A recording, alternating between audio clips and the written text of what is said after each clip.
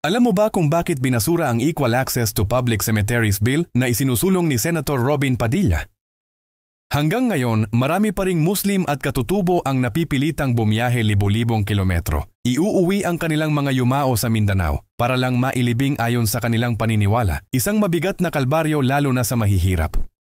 Ito ang naisolusyonan ng panukalang Equal Access Cemetery Bill, isang hakbang para magbigay ng pantay na espasyo sa mga pampublikong sementeryo para sa lahat ng relihiyon at denominasyon.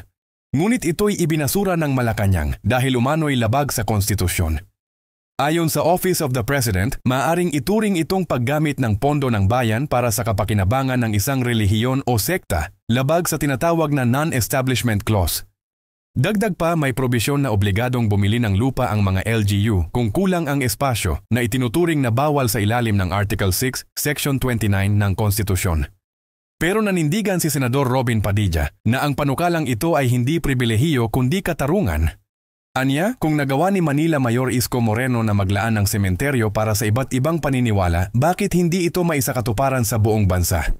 Ang huling hantungan ay hindi dapat maging labanan ng relihiyon, kundi usapin ang pagkakapantay-pantay at dignidad ng bawat Pilipino. Kung sang-ayon ka dito, ibahagi mo ang video na ito.